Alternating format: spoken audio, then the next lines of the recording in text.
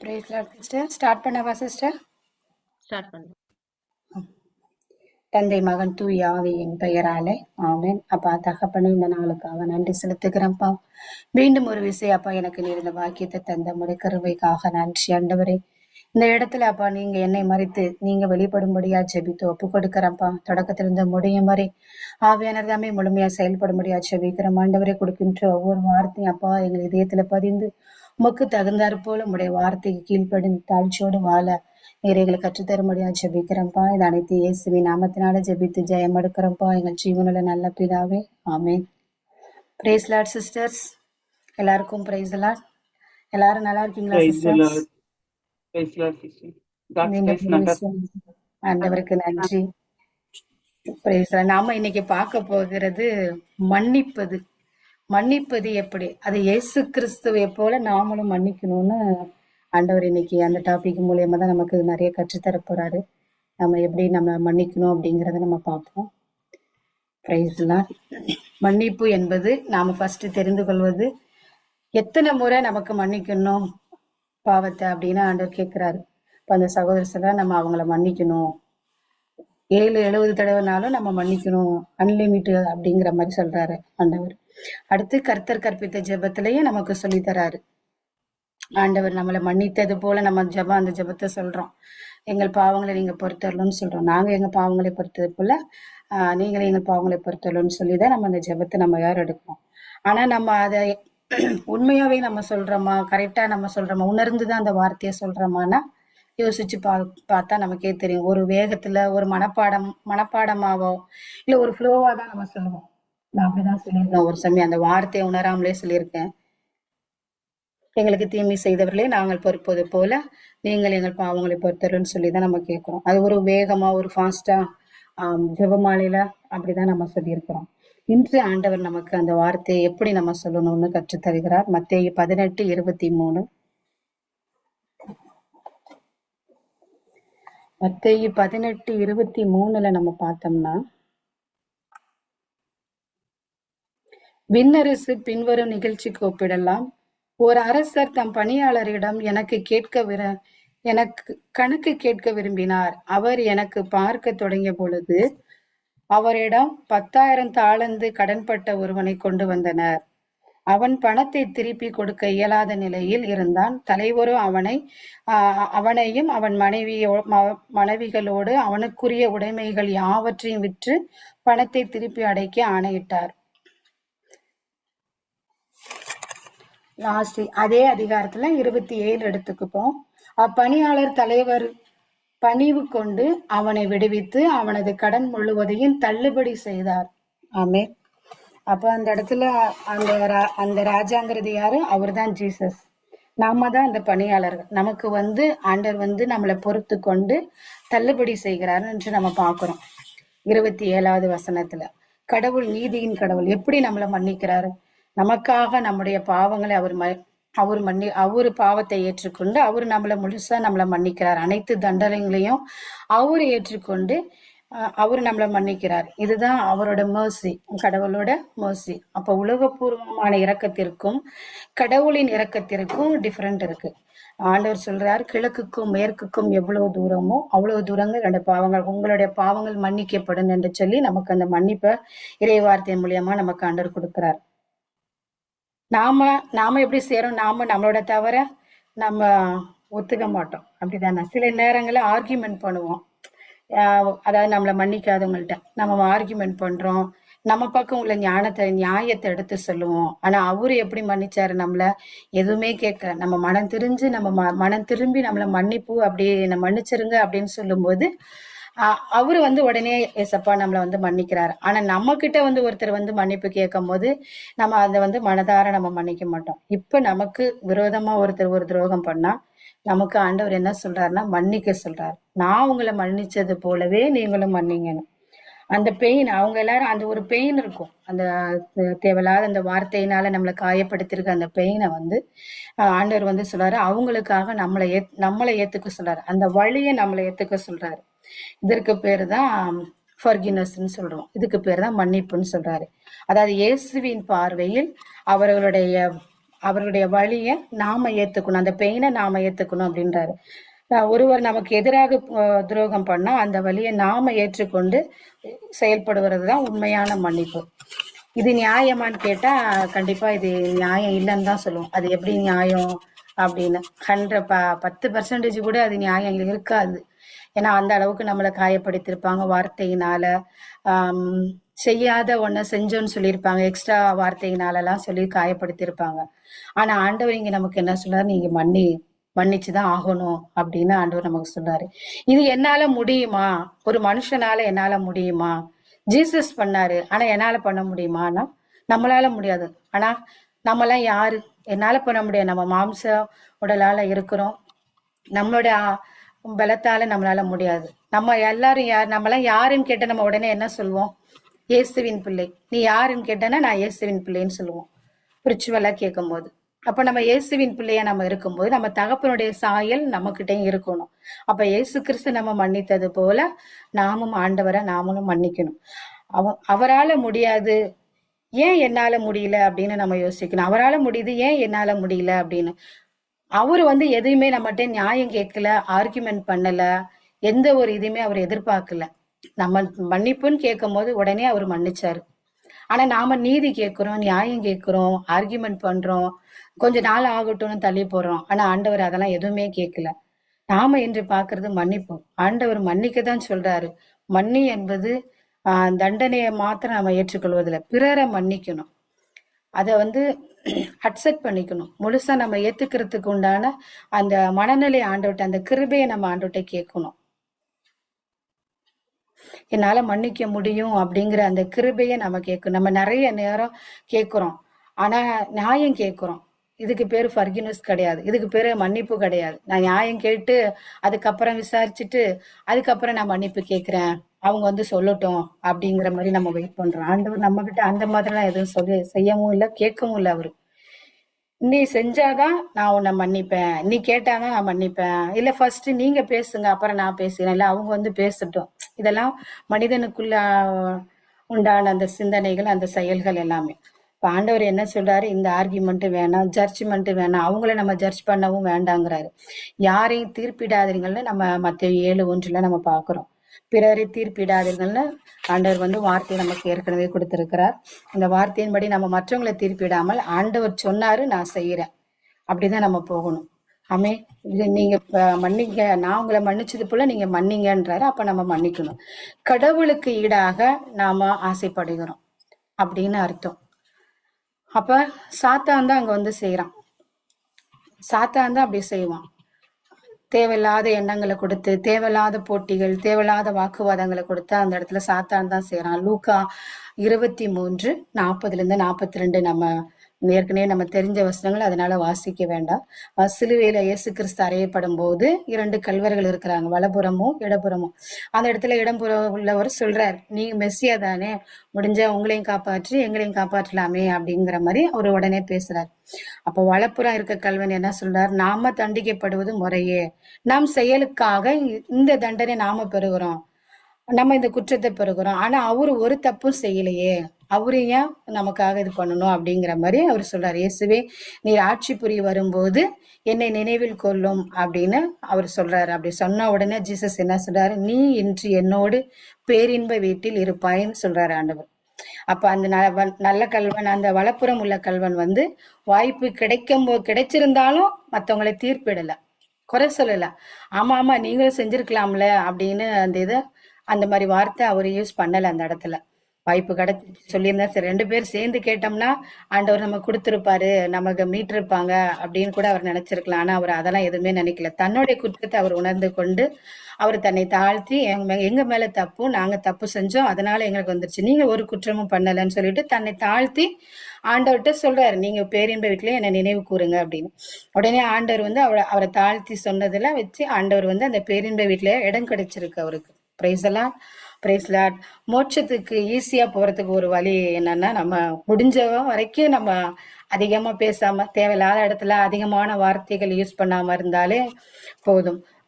நம்ம எடுத்து வாசிப்போம். யாக்கோபு 3:6 எடுத்தவர்கள் வாசிக்கலாம்.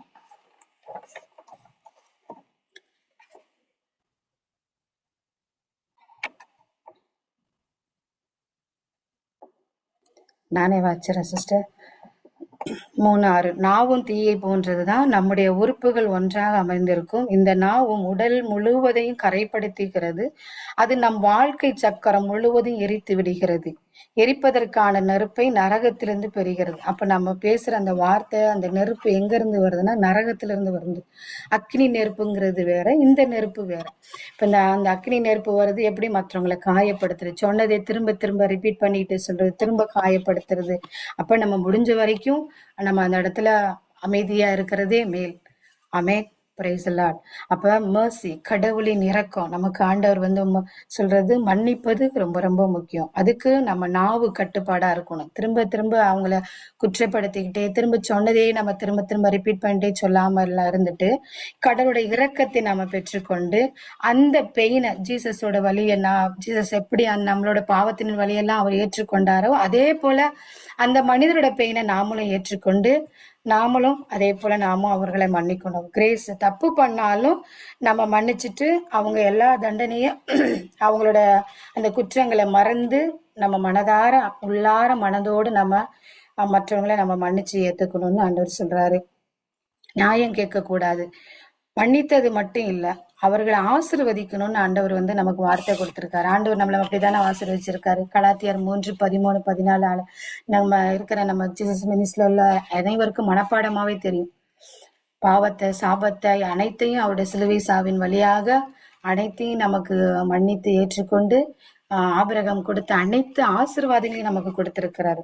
அப்படி இருக்கும்போது அப்ப அந்த ஆசீர்வாதத்தை நம்ம பெற்றுக்கொள்கிறோம். அதனாலதான் ஆண்டவர் சொல்றாரு, நான் உன்னை மன்னிச்சது போல நீனும் பிறரை மன்னி. கஷ்டம்தான் இல்லைன்னு சொல்ல முடியாது, ஆனா நாம செய்யணும். இதுதான் நம்ம கண்டிப்பா நீங்க செஞ்சு ஆகணும்னு ஆண்டவர் சொல்றாரு. இது நம்ம சொந்த முயற்சினால முடியாதுங்கிறதே ஆண்டவர் சொல்றாரு. அப்ப அதுக்கு அவருடைய கிருபையை மட்டும்தான், நம்ம கிருபையினால மட்டும்தான் அது முடியும். இப்ப நம்மளோட சண்டை போடுறவங்க அந்த சொல்ற வார்த்தைகள், அந்த வேதனைக்குரிய வார்த்தைகளை அனைத்தையும் நம்ம எப்படி பார்க்கணும்னா அவங்கள பார்க்காம அவங்க பின்னாடி இருக்கின்ற அந்த செயல்படுகிறத நம்ம பார்க்கணும். ஆவியின் மனக்கண்களோட நம்ம பார்க்கணும். எல்லா மனிதரும் யாரு, எல்லாருமே கடவுளின் பிள்ளைகள் தான். அவரு பட்சபாதம் இல்லாத தேவன். எல்லாரையும் ஒரே மாதிரிதான் படைச்சாரு, ஒரே மாதிரிதான் வழி நடத்தி வருகிறாரு, ஒரே மாதிரிதான் செயல்படுகிறாரு. அப்ப நம்ம எல்லாருமே கடவுளின் பிள்ளைகள் தான். சந்தர்ப்ப சூழ்நிலையினால தேவையில்லாத ஸ்பிரிட், அந்த ஸ்பிரிட் வந்து அவங்க பின்னாடி வந்து இருக்கிறதுனாலதான் குடும்பத்திலேயோ இல்ல மற்ற உறவினர்களிடையோ இல்ல கணவன் மனைவியிடையோ அந்த சண்டை சச்சரவுகள் ஏற்படுகிறது.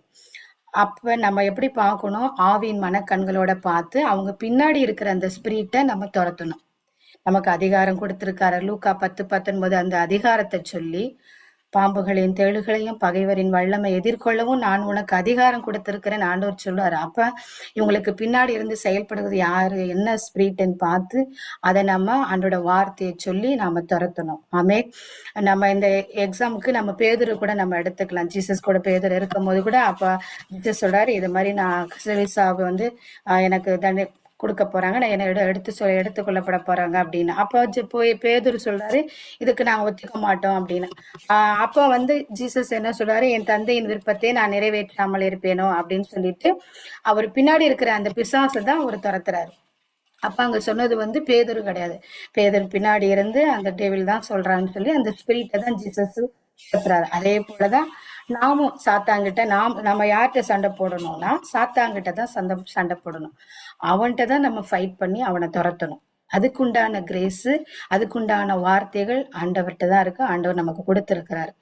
கடவுள் திட்டத்தை நாம முரண்பாடா நம்ம எந்த தீங்கும் பண்ணாம தேவையில்லாத ஸ்பிரிட் எப்படி வந்துச்சு அப்படின்னு நம்ம பார்த்துட்டு அந்த ஸ்பிரிட்டை நாம துரத்தணும். இப்போ ஒரு மாமனார் ஒரு மாமியார் மருமகளுக்குள்ள பிரச்சனை, கணவர் மனைவிக்குள்ள ஒரு பிரச்சனை அப்படின்னு பார்த்து அந்த சண்டை வேகமா போயிட்டு இருந்துச்சுன்னா அப்ப நம்ம என்ன பண்ணணும், யாராவது ஒருத்தர் அமைதியா, இப்ப நம்ம பார்த்தது போல யாக்கோபு அந்த வாசனத்தை நம்ம பார்த்தோம்ல, அந்த நாவ எப்படியும் நம்ம அந்த வாழ்க்கையை என்னும் சக்கரத்தையே இதாக்குறது அப்படின்னு நம்ம பார்த்தோம்.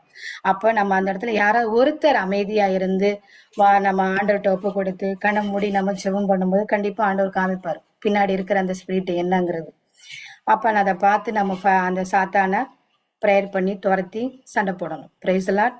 நம்ம அதை பார்க்காம நம்ம மனித செயலோட நம்ம மாம்ச கண்களோட நம்ம பார்த்துட்டு இருந்தோம்னா 2 ஆத்மாவும் சண்டை போட்டு எங்க போகும், நரகத்துக்கு தான் போகும். அப்ப சாத்தா வந்து என்ன பண்றான், நரகத்துக்கு போறதுக்கு உண்டான வழியை தான் அவங்க செய்யறான். அப்ப நம்ம ஆவிக்குரிய இருக்கிற பிள்ளைங்க, நம்ம இயேசுவின் பிள்ளைங்கள் ஒரு நிமிஷம் கண்ணை மூடி அமைதியா இருந்து நம்ம பின்னாடி வருகிற அந்த பின்னாடி இருக்கின்ற அந்த பிசாசை நம்ம துரத்தணும். Praise Lord, praise Lord. 2 கொரிந்தியர் 4:18. 2 கொரிந்தியர் 4:18 என்ன வார்த்தை சொல்லப்படுகிறதுனா, நாங்கள் காண்பவற்றை அல்ல, நாங்கள் காணாதவற்றை நோக்கி வாழ்கிறோம். காண்பவை நிலையற்றவை, காணாதவை என்றென்றும் நிலை உள்ளவை. ஆமென்.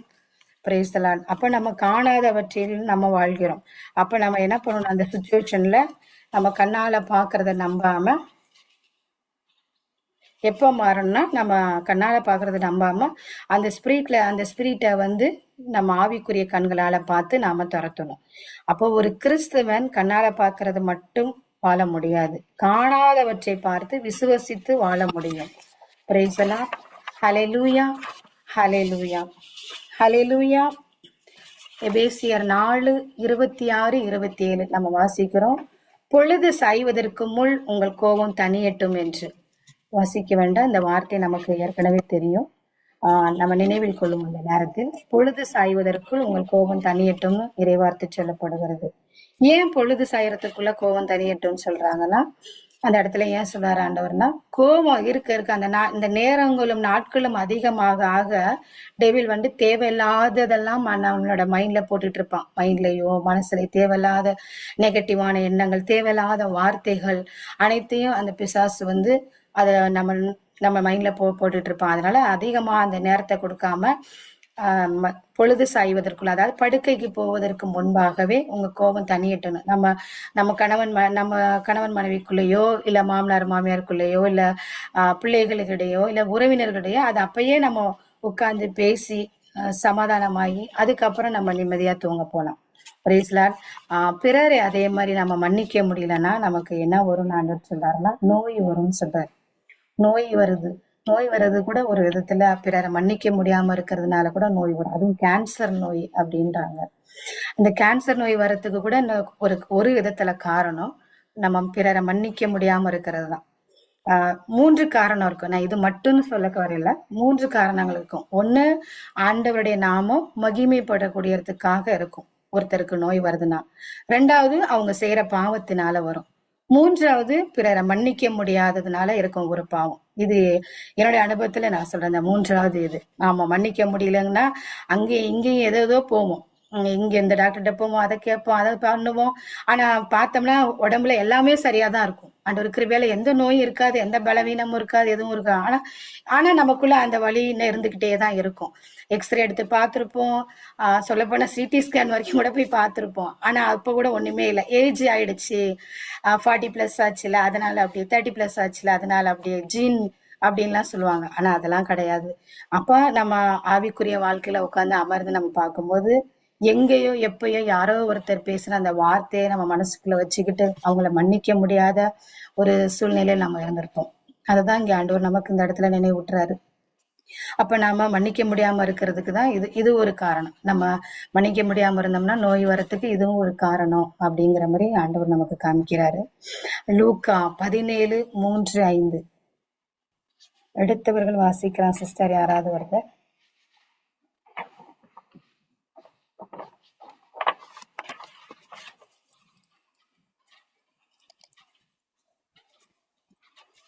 எனவே நீங்கள் எச்சரிக்கையாயிருங்கள். உங்களுடைய சகோதரர் சகோதரிகளுள் ஒருவர் பாவம் செய்தால் அவரை கடிந்து கொள்ளுங்கள். அவர் மனம் மாறினால், கரெக்டா பாத்திமா? கரெக்ட் தான் சிஸ்டர். அவர் மனம் மாறினால் அவரை மன்னியுங்கள். ஒரே நாளில் அவர் 7 முறை உங்களுக்கு எதிராக பாவம் செய்து 7 முறையும் உங்களிடம் திரும்பி வந்து நான் மனம் மாறிவிட்டேன் என்று சொல்வாரானால் அவரை மன்னித்து விடுங்கள். திருத்தூதர்கள் ஆண்டவரிடம் எங்கள் நம்பிக்கையை மிகுதியாக்கும் என்று கேட்டார்கள். அதற்கு ஆண்டவர் கூறியது, கடுகளவு நம்பிக்கை உங்களுக்கு இருந்தால் நீங்கள் இந்த காட்டு அத்திமரத்தை நோக்கி நீ வேரோடே பெயர்ந்து போய் கடலில் வேரூன்றி நில் என கூறினால் அது உங்களுக்கு கீழ்ப்படியும். Sister, thank you. இப்ப நம்ம ஃபர்ஸ்ட் என்ன பண்றோம், எச்சரிக்கையா இருங்கன்னு ஆண்டவர் சொல்றாரு, வார்ன் பண்றாரு. நமக்கு மன்னிக்க முடியலன்னா என்னெல்லாம் ஆகுங்கிறது மாதிரி நமக்கு வருங்கிறத ஆண்டவர் சொல்லி வார்ன் பண்றாரு. ஒரே நாள் ஒரு வருஷம் கிடையாது, ஒரே நாள். எத்தனை முறை நீ தப்பு பண்ணாலும் அத்தனை முறை அவங்க வந்து திரும்பி கேட்கும்போது நம்ம மன்னிக்கணும். நம்ம திரும்ப ரிப்பீட் கேட்கக்கூடாது. இதே பார்த்து இன்னைக்கு ஒரே நாள்ல நீ எத்தனை வாட்டி செய்வ? சொல்லப்போனா நம்ம பிள்ளைங்கள்ட்ட நம்ம சொல்லுவோம். ஆமா தானே? நம்ம பிள்ளைங்க ஒரே இதை திரும்ப திரும்ப இப்படியே பண்ணிட்டு இருக்கிறியே அப்படின்ட்டு. அப்ப அந்த இடத்துல நம்ம ஒவ்வொரு டைமும் நம்ம பிள்ளைங்களை நம்ம மன்னிச்சு மன்னிச்சு தான் இது பண்ணணும். அவங்களுக்கு பனிஷ்மெண்ட் கொடுக்கவோ இது பண்ணவோ கூடாது. இது பிள்ளைங்களுக்கு அவங்க எடுத்துக்கலாம், இல்ல மற்ற உறவினர்கள் விடையில வருகிற அந்த இதையும் நம்ம எடுத்துக்கலாம். அப்ப ஆண்டவர் சொல்றாரு, 7 முறை 7 முறை அவங்க வந்து ஒரே நாள் வந்து கேட்டாலும் நீங்க மன்னுங்கன்னு. சகோதர சகோதரி பாவம் செய்தால் கடிந்து கொள்ளுங்க. அப்ப அவங்க தப்பு செய்யறாங்கன்னா நம்ம கண்டிக்கலாம். அவங்களை கண்டிக்கிறதுக்கு உண்டான உரிமை நமக்கு ஆண்டவர் கொடுத்திருக்காரு. அதே சமயம் அவங்க மனம் திருந்தி அவங்க நம்மள்ட்ட மன்னிப்பு கேட்கும் போது நம்ம அவங்கள வந்து அக்செப்ட் பண்ணி அந்த மன்னிப்பை நாம அவங்களுக்கு கொடுக்கணும். உடனே அந்த மன்னிப்பை நம்ம ஏற்றுக்கணும் அப்படிங்கிற இந்த வார்த்தையின்படி நமக்கு ஆண்டவர் சொல்கிறார். ஆனா ஆண்டவர் வந்து அந்த இடத்துல அவங்கள மன்னிக்க தான் நமக்கு சொல்றாரு. வசனம் அந்த 5வது வசனம் பாருங்களேன். அவங்க வந்து ஆண்டவர் சொல்றாரு இங்க மன்னிங்கன்னு சொல்லிட்டு இருக்காங்க. ஆனா சீடர்கள் வந்து என்ன கேட்கறாங்க? நம்பிக்கை எங்களுக்கு மிகுதியாக்குங்கன்னு கேட்கறாங்க. இவங்க வந்து ஆண்டவர் வந்து மன்னிக்க சொல்றாரு. சீடர்கள் வந்து கேட்கறது நம்பிக்கையை கேட்கறாங்க. ஏன் நம்பிக்கையை கேட்கறாங்கன்னா, நம்ம வந்து ஜீசஸ் மேல உள்ள நம்பிக்கையினாலதான் நாம அவங்கள மன்னிக்க முடியும். ஒரு மனிதனால இந்த ஒரு மனிதனால மன்னிக்க முடியாது. எந்த ஒரு மனிதனாலும் மன்னிக்க முடியாது. ஆண்டவர் மேல வச்சிருக்கிற விசுவாசத்தினால மட்டும்தான் நாம மன்னிக்க முடியும். அதனாலதான் அவங்க கேட்கறாங்க, ஆண்டவரே என் விசுவாசத்தை அதிகப்படுத்தணும். நம்ம பொதுவா பார்த்தோம்னா நம்ம மைண்ட்ல மன்னிச்சிருப்போம். நம்ம மைண்ட்ல அவங்களுக்கு மன்னிப்பு கொடுத்திருப்போம். சரி நான் மன்னிச்சுட்டேன், நான் எதுவும் திங்க் பண்ணல, ஓகே போலாம் மன்னிச்சிருங்க அப்படின்னு ஒரு எமோஷனலா நம்ம சொல்லியிருப்போம். சரி இனிமே எனக்கு அந்த திங்க் வரக்கூடாது அப்படின்னு நம்ம சொல்லியிருப்போம். நம்ம பர்சனலா யோசிச்சு பார்த்தோம்னா நமக்கு தெரியும் உண்மையாவே நம்ம மன்னிச்சிட்டோமா அவங்களா இல்லையான்னுட்டுன்னு. அப்ப ஆண்டவர் என்ன சொல்றாரு? நம்ம ஒரு விஷயம் ஒரு மெசேஜ் கேட்போம், இல்ல இறை வார்த்தை படிப்போம், அந்த ஒரு ஆர்வத்துல ஒரு எமோஷனலா நம்ம மன்னிப்பு கேட்டிருப்போம். ஆனா ஆண்டவர் அங்க என்ன சொல்றாருன்னா, நம்ம அவர்கள் மேல கோபம், கசப்பு, வெறிப்பு, மன்னிக்க முடியாது இந்த எல்லாத்தையும் வச்சுட்டு இருந்துட்டு நம்மளுடைய பாவத்தை நம்ம மன்னிப்பு கேட்டு ஆண்டவர் எப்படி மன்னிக்கிறாரு? பர்சனலா நம்முடைய தனிப்பட்ட பாவத்தை கேட்கும்போது ஆண்டவர்கிட்ட நம்மளுடைய மன்னிப்பு ஆண்டவர்கிட்ட சொல்லி கேட்கும்போது ஆண்டவர் எப்படி நம்மளை மன்னிச்சாரோ அதே போலதான் மன்னிக்கணும். ஆண்டவர் அப்படியா மன்னிக்கிறாரு? நம்மள முழுசா தானே மன்னிக்கிறார். என்னைக்காவது அவர் ரிப்பீட் பண்ணி கேட்டிருக்கிறாரா? என்னைக்காவது அவர் சொல்லி காமிச்சிருக்காரா?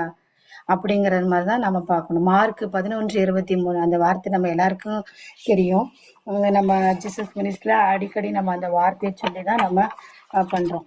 எப்படின்னா, கடுகளவு விசுவாசம் இருந்தால் மலையை பார்த்து நீ பெயர்ந்து போய் விழுன்னா விழுகும். அதே மாதிரி நம்ம ஆண்டவர் மேல விசுவாசத்தோட நம்ம அந்த மன்னிக்க முடியல அப்படின்னு சொல்லி இந்த வார்த்தையை சொல்லி நம்ம எடுத்து போடும்போது ஆண்டவர் கிருபையினால நமக்கு அந்த இடத்துல நமக்கு உதவி செய்வார். ஆமே. பிறருடைய பாவத்தை நாம மன்னிக்கும் போதும் நம்மளுடைய பாவங்களும் மன்னிக்கப்படுது அப்படின்னு ஆண்டவர் இந்த இடத்துல நமக்கு கொலோசியர் 3:13 அந்த வார்த்தையின்படி நம்ம பார்க்கிறோம். ஒருவரை பற்றி ஒருவருக்கு ஏதாவது முறையீடு இருந்தால் மன்னியுங்கள், ஆண்டவர் உங்களை மன்னித்தது போல நீங்களும் மன்னிக்க வேண்டும் என்று. ஆமே. அப்ப இயேசு கிறிஸ்து நம்மளை மன்னித்தது போல நாமும் பிறரை மன்னிக்கணும். ஆண்டவர் நம்மளை மன்னிச்சுட்டாரா இல்லையா? மன்னிச்சுட்டாரு தானே. அவர் மன்னிச்சதுனால தானே நாம இன்னைக்கு இருக்கிறோம். ஆமே. Price the Lord. அப்ப அந்த வார்த்தையின் மேல உள்ள நம்பிக்கைய நம்புறோம். அந்த வார்த்தை மாறாதவர். ஆண்டவர் நமக்கு கொடுத்த அந்த வார்த்தை மாறாதவர். வார்த்தை என்று மாறாது. ஆமே. நம்ம ஒவ்வொருவரையும் பார்ப்போம். பர்சனலா ஒவ்வொருத்தர் அந்த ஒரு நிமிஷம் இன்னைக்கு கூட நம்ம பேஷன் ஃபர்ஸ்ட் நம்ம ஒப்பு கொடுத்து ஜெபம் பண்ணி நன்றி சொன்னோம். என்னென்ன வழியிலலாம் நம்ம எப்படியெல்லாம் இருந்தோமோ அதுக்கெல்லாம் நன்றி சொல்றோம். அப்ப அப்படியெல்லாம் நம்ம இருந்த நம்மளையே எவ்வளோ பெரிய இயேசு கிறிஸ்து எவ்வளோ பெரியவர் அவரே நம்மளை மன்னிச்சுட்டாரு. ஆனா நம்ம ஏன் அந்த இதை நமக்கு ஏத்துக்கிறதுக்கு அந்த மனநிலை வர மாட்டேங்குது? அதுக்குண்டான கிரேஸ் நம்ம ஆண்டவர்கிட்ட தான் கேட்கணும். அவரு என்னை மன்னிச்சது போலே நானும் மன்னிக்கணும்னு கேட்கும் போது பிசாசு வந்து தேவையில்லாத டெவில் போடுவான். எப்படி போடுவான்னா, இல்ல அவங்க சொன்னது நியாயமே கிடையாது, நம்ம நல்லா தானே சொல்லியிருப்போம், அங்கிட்டு இருந்து தானே வந்துச்சு அப்படின்னு. இப்ப நம்ம திரும்ப இல்ல அவங்களே வந்து கேட்கட்டும் அப்படின்னு மனநிலையோட இருக்கும் போது அந்த இடத்துல அங்க நமக்கு என்ன சிந்தனை வரும்னா, ஐ எம் பர்ஃபெக்ட், நான் கரெக்டு தான் அப்படின்ற அந்த எண்ணம் நமக்குள்ள வரும். நான் கரெக்டு தான் அப்படின்ற அந்த எண்ணம் எப்படி வருது? பெருமையை தான் அந்த இடத்துல நமக்கு குறிக்குது. நான் பாவ மன்னிப்பு கேட்கறதுக்கு முன்னாடியே ஆண்டவர் என்னை மன்னிச்சிட்டாரு. வார்த்தையை நான் நம்புறேன். எனக்காக கல்வாரி மலையில எல்லாருடைய பாவத்துக்காகவும் ஆண்டவர் என்னையும் மன்னிச்சிருக்காரு. என்னோட குடும்பங்களை, பிள்ளைகள் அனைவரையும் மன்னிச்சு ஏத்துக்கிட்டாரு. நாம விசுவாசத்தோட அதை ஏற்றுக்கொள்ளணும். Price Lord. ஜீசஸ் மரித்து உயிர் தெழுந்த பின்பு புதிய உடன்படிக்கையை பண்ணினார். என் உடன்படிக்கையின் ரத்தத்தை நான் உங்களுக்கு தருகிறேன்னு சொல்லி நமக்கு உடன்படிக்கையின் வழியாக நமக்கு ஆண்டவர் நம்மளை மன்னிச்சு அவரோட ரத்தத்தை கொடுத்து விலை கொடுத்து நம்மளை மீட்டிருக்கிறார். அப்ப கிறிஸ்து நம்மளை எப்படி மன்னித்தாரோ, கிறிஸ்துவின் வழியாக பிதாவானவர் நம்மளை மன்னித்தது போலவே நாமும் கிறிஸ்துவின் மேல் உள்ள விசுவாசத்தோடு மன்னிக்கணும். Price Lord. கல்வாரி மலையில கிறிஸ்து நமக்காக எல்லாவற்றையும், பாவம், சாபம், நோயிலிருந்து விடுதலை, பாவத்திலிருந்து விடுதலை, இதுல எல்லாத்துல இருந்து நமக்கு விடுதலை தள்ளி நமக்கு கொடுத்திருக்கிறார். தள்ளுபடி செஞ்சு நமக்கு கொடுத்திருக்கிறாரு. அதே போலதான் நம்ம கடவுளுடைய மன்னிப்பையும் விசுவாசத்தோடு நம்ம ஏற்றுக்கொண்டது போல நம்ம பிறருடைய மன்னிப்பையும் நம்ம ஆண்டோட மேல உள்ள விசுவாசத்தினால நம்ம ஏற்றுக்கொள்ளணும். எப்ப நாம நம்மளோட பாவத்தை விசுவாசத்தோடு ஏற்றுக்கொள்கிறோமோ அப்பதான் நம்மளுடைய பாவங்களும் மன்னிக்கப்படும் சொல்றாரு. அந்த கிரேஸ் நம்ம ஆண்டவர்கிட்ட ஜீசஸ்ட நம்ம கேட்கணும். விசுவாசத்தோட நம்ம நம்பினால் அதற்கு உண்டான பலனையும் மனதையும் ஆண்டவர் நமக்கு கொடுப்பாரு. Praise lord. இதுக்கு அடிப்படை என்ன தேவைப்படுகிறதுனா விசுவாசம் தான். மன்னிக்கிறதுக்கு எப்படி விசுவாசம் வரும்னா நம்ம வார்த்தையை பார்த்தோம். நீ விசுவாசின்னு தான் ஆண்டவர் சொல்றாரு. நீ விசுவாசித்தா தேவனின் மாட்சியை காண்பாய் என்று. அப்ப அந்த மாட்சி நமக்கு வர்றதுக்கு நம்ம மனிதர்களை நம்ம இல்ல நான் கேட்டா அவங்க மன்னிச்சிருவாங்க, எனக்கு நம்பிக்கை இருக்குன்னு அப்படின்னு அந்த ஃப்ளோலயே நம்ம போகாம நம்ம ஆண்டவர் மேல நம்பிக்கையை வச்சு நம்ம பிறரிடம், அதாவது நம்ம மற்றவங்களையும் நம்ம பார்த்தோம். இப்ப நம்மளை பார்க்கிறோம். இதே வார்த்தை நம்மளும் செஞ்சிருப்போம், நம்மளும் மத்தவங்களை காயப்படுத்திருப்போம். அந்த இடத்துல நம்ம இல்ல நான் இப்ப போய் கேட்டா சரியாயிடும் அப்படின்னு நம்மளோட சொந்த பலத்தோட போகாம ஆண்டவர் மேல உள்ள நம்பிக்கையினால நம்ம அவங்கள்ட்ட கேட்கும் போது கண்டிப்பா ஆண்டவர் அந்த இடத்துல அந்த கிரேஸ், அந்த ஒரு இரக்கத்தை, அந்த ஒரு கிருபைய ஆண்டவர் கொடுப்பாரு. Praise lord. மன்னிக்கிறது எமோஷனலா பண்ணாம ஆண்டவர் சொன்ன அந்த செயல்னால பண்ணணும். நீ ஃபெய்த்ல இரு, நான் உனக்கு ஹெல்ப் பண்றேன்னு ஆண்டவர் சொல்றாரு. ஆமே. அப்ப ஆண்டவர் நம்ம ஃபெய்த்ல இருக்கும் போது ஆண்டவர் நமக்கு ஹெல்ப் பண்றேன்னு அதுதான் அந்த பலனை நமக்கு ஆண்டவர் தராரு. ஆமே. எமோஷனலை கேட்டோம்னா திடீர்னு ஒரு நாள் வெளியில வந்துடும். சாதாரணமா மன்னிச்சுட்டு சரி ஓகே அப்படின்னு இருப்போம். ஆனா என்னைக்காச்சும் அவங்கள பார்க்கும்போது ஐயோ இவங்க இந்த மாதிரி சொன்னாங்க தானே, அப்ப இனிமே கொஞ்சம் பார்த்துதான் நம்ம பேசணும், பார்த்துதான் இது பண்ணணும். இல்லைன்னா என்னைக்காச்சும் ஒரு நாள் இதை விட பெரிய விஷயங்கள் என்னைக்காவது நடக்கும்போது நம்ம அதை சொல்லி காமிச்சிருவோம். நீ ஏற்கனவே இந்த மாதிரி சொன்ன ஆள் தானே அப்படின்ற மாதிரி. அந்த மாதிரிலாம் நம்ம அப்படி வரக்கூடாது. ஏன்னா இயேசு கிறிஸ்து நம்மளை அப்படி மன்னிக்கல, அப்படி சொல்ல கிடையாது நமக்கு. அதனாலதான் அந்த எமோஷனலா நம்ம மன்னிக்க வேண்டாம் அப்படின்னு ஆண்டவர் நமக்கு சொல்கிறாரு. என்னைக்காவது ஒரு நாள் பொறுத்ததும் போதும் பொங்கியலுன்னு சொல்லிட்டு திடீர்னு வெடிச்சு வெளியில வந்துரும். நம்ம அந்த மாதிரி மன்னிக்காம இயேசு கிறிஸ்து போல நாமும் மன்னிக்கணும். கிறிஸ்து வழியாக பிதாவானவர் நம்மளை மன்னித்தது போலவே பிறரையும் நாம மன்னிக்க வேண்டும் என்று சொல்றார். ஃபர்ஸ்ட் பாயிண்ட் இதுல என்ன நமக்கு சொல்றாருன்னா, நம்ம சொந்த முயற்சினால இது முடியாதுன்னு சொல்றாரு. இது நம்ம முதைய பார்த்தோம். நம்ம சொந்த முயற்சினால இது முடியாது, மன்னிச்சுதான் ஆகணும் அப்படின்னு நம்ம முடிவு எடுக்கணும். அந்த முடிவு எடுத்து ஆண்டவர் சமூகத்துல போய் அமரணும். ஆமே. மன்னிக்கிற அதிகாரம் ஜீசஸ் நமக்கு மட்டும்தான் கொடுத்திருக்கிறாரு. ஆமே. ஏன்னா நமக்காக அந்த அதிகாரத்தை கிருபையினால நமக்கு அவரு கொடுத்திருக்கிறார். மன்னிக்கக்கூடிய அதிகாரத்தை அவரு வாங்கி நமக்கு கொடுத்திருக்காரு. நான் உங்களை மன்னித்தது போல பிற நீங்க மன்னிங்கன்னு சொல்லிதான் நமக்கு கொடுத்திருக்கிறார் இந்த இடத்துல. Praise Lord. அப்ப இயேசு கிறிஸ்து போல நாமும் பிறரை மன்னிப்போம். கடைசியா ஒன்று பார்ப்போம். மன்னிக்க முடியாம இருக்கிறதுனால என்னெல்லாம் வருது, அதாவது பிறரை மன்னிக்க முடியலன்னா என்னெல்லாம் நமக்கு வருங்கிறத நாம பார்ப்போம். ஆசீர்வாதங்கள் நமக்கு தடைப்படுகிறது. கடவுளுடைய ஆசீர்வாதங்கள் நமக்கு தடைப்படுகிறது. தீராத நோய் நமக்கு வருது. மூன்றாவது, கடவுள் நம்ம எடுக்கல அந்த வார்த்தை. ஆனா நமக்கு ஏற்கனவே தெரியும். உன்னுடைய காணிக்கையை செலுத்தும் போது முதலில் உன்னுடைய சகோதரர்களிடம் போய் சமாதானம் உன் காணிக்கையை வைத்துட்டு முதல்ல உன் சகோதரரிடம் போய் சமாதானம் பண்ணிட்டு பிறகு உன் காணிக்கையை செலுத்தின. அப்ப நம்மளோட காணிக்கையை ஆண்டவர் ஏற்றுக்கொள்ள மாட்டாரு. நம்ம யார் மேலாவது மனத்தாங்கள் இருந்தா அந்த காணிக்கையை ஆண்டவர் ஏற்றுக்கொள்ள மாட்டாரு அப்படின்னு நம்ம பாக்குறோம். அதுக்கப்புறம் மெயினானது என்ன பாக்குறோம், நம்மளுடைய பாவம் மன்னிக்காது. மத்தேயு 18:35 நம்ம வாசிக்கிறோம்.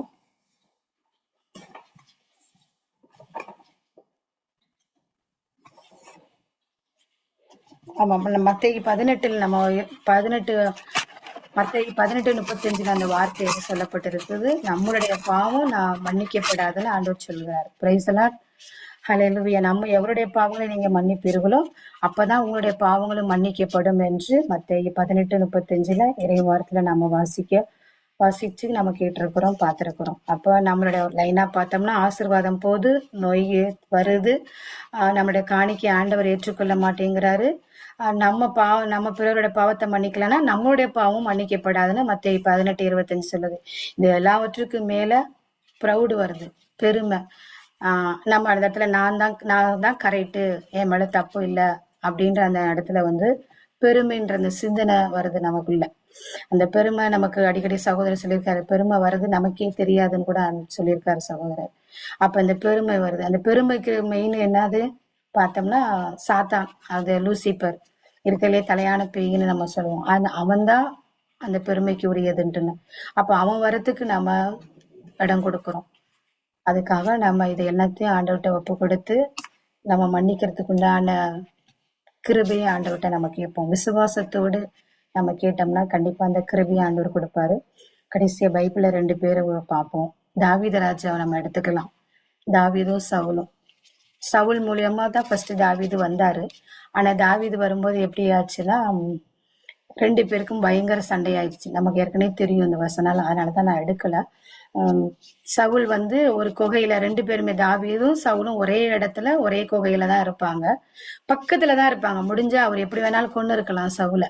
ஏன்னா அவர் நிறைய நாட்கள் ஓடிக்கொண்டே இருந்தார் தாவீது சவுலுக்காக, எங்க கொன்றுவாரோ அப்படின்ட்டுன்னு. ஆனா ஒரு சூழ்நிலையில அவர் பக்கத்துல இருந்து அவர் கொல்லல. அவர் பக்கத்துல எல்லாம் சொல்லுவாங்க, அவர் பக்கத்துலதான் இருக்க, உனக்கு நல்ல சான்ஸ், குத்தி கொன்னுடு அப்படின்னு. ஆனா அவரு கொல்ல மாட்டாரு.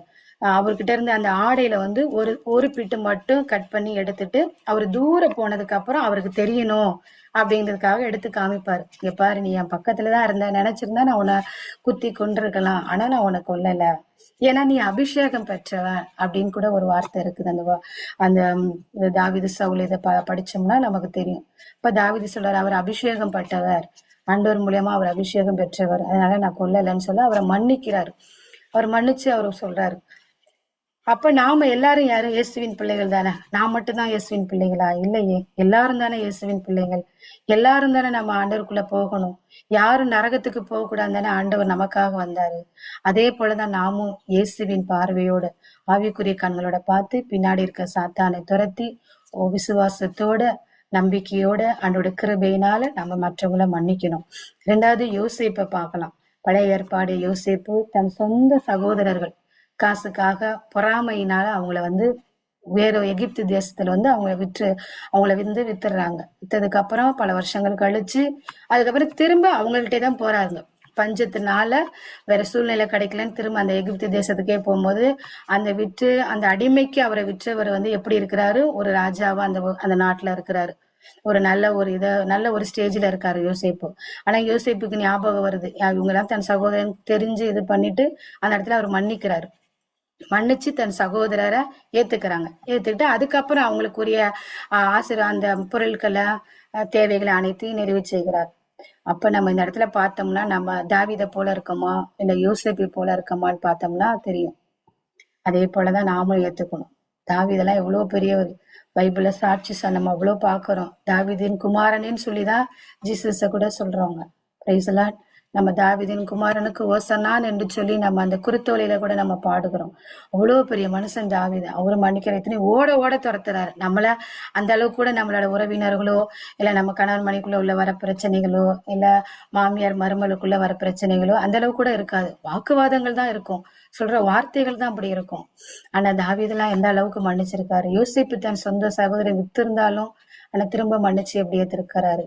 இது எல்லாவற்றுக்கும் மேல நம்ம இயேசு கிறிஸ்து, அவர்தான் நமக்கு மையம், அவர்தான் மைய கருத்து நமக்கு மெயினா. அவரு நம்மளை எப்படி ஏத்திருக்கிறாரு அதே போல நாமும் ஒவ்வொருவருடைய சொன்ன அந்த வார்த்தைகள் நம்ம இருதயத்துல இருந்துச்சுன்னா எடுத்து போட்டு மனதார நம்ம அவங்கள மன்னிப்போம். அதுக்குண்டான கிரேஸ் எனக்கு இன்னும் கொடுங்கப்பா அப்படின்னு சொல்லி நம்ம ஆண்டவர்கிட்ட இந்த நேரம் சிந்தித்து இந்த பிரேயரை முடிப்போம். Praise the Lord. ஹல்லேலூயா. நன்றி ஆண்டவரே. அப்பா தகப்பனே நன்றி செலுத்துகிறோம் ஆண்டவரே. மன்னிக்கிற மனப்பான்மை அப்பா நீர் எங்களுக்கு கற்றுத்தந்தீரே, இந்த கிருபைக்காக நன்றி செலுத்துகிறோம்ப்பா. என் இயேசு கிறிஸ்து அப்பா எங்களை மன்னித்தது போல நாங்களும் பிறரை மன்னிக்க மனதார மன்னிக்க, உள்ளத்தின் ஆழத்திலிருந்து நாங்கள் மன்னிக்க அப்ப அந்த கிருபையை நீர் எங்களுக்கு தர வேண்டும்படியா ஜெபித்து ஒப்பு கொடுக்கிறோம் ஆண்டவரே. நாங்கள் விசுவாசத்தோடு கேட்கிறோம்ப்பா. சீடர்கள் எவ்வாறு உங்ககிட்ட கேட்டார்களோ அதே போல அப்பா எங்களுடைய நம்பிக்கை இன்னும் நீங்க மிகுதியாக்க வேண்டும் என்று சொல்லி நாங்கள் விசுவாசத்தின் அடிப்படையில் நாங்கள் கேட்கிறோம் ஆண்டவரே. இது அனைத்து இயேசுவின் நாமத்தினால ஜெபித்து ஜெயம் எடுக்கிறோம்ப்பா. என் ஜீவனால் நல்ல பிதாவே, ஆமேன். தந்தை, மகன், தூய் ஆவியின் பெயராலே, ஆமேன். Price the Lord.